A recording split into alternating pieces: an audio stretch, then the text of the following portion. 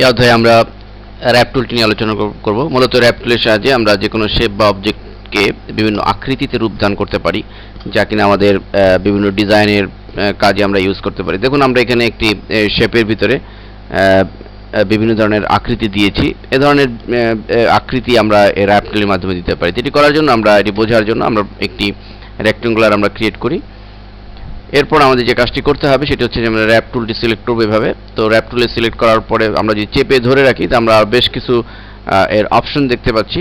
তো আমরা প্রথমেই যেটি রয়েছে র্যাপ টুল, সেটি যদি ক্লিক করে আমরা দেখুন এখানে আমরা ইচ্ছামতো এটিকে বিভিন্ন আকৃতি দিতে পারি এভাবে ড্র্যাগ করার মাধ্যমে। এবং দ্বিতীয় যেটি রয়েছে সেটি হচ্ছে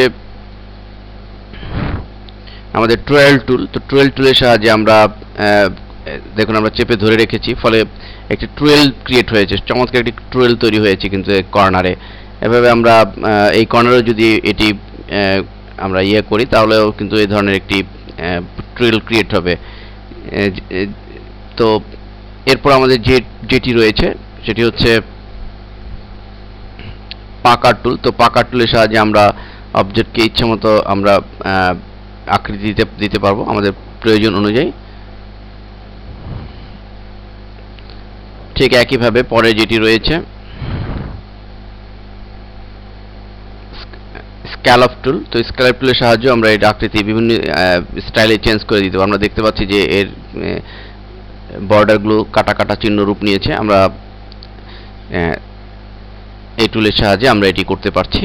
ঠিক একইভাবে পরের যেটি রয়েছে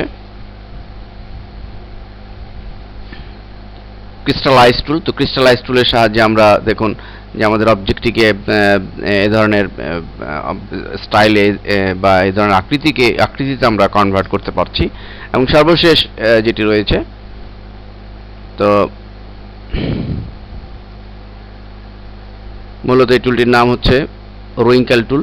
তো রুইঙ্কেল টুলের সাহায্যে আমরা ঠিক একই পন্থায় এটিকেও আমরা ঠিক কাটা কাটা দাগ আকারে আমরা এটিকে রূপ দিতে পারছি। তো মূলত এভাবে র্যাপ টুল এবং তার অন্যান্য যে সমস্ত এর আন্ডারে যে সমস্ত টুল রয়েছে, এই সমস্ত টুলগুলির সাহায্যে আমরা কোনো শেপকে বিভিন্ন আকৃতিতে রূপ দিয়ে আমাদের ডিজাইনের কাজে আমরা ইউজ করতে পারি।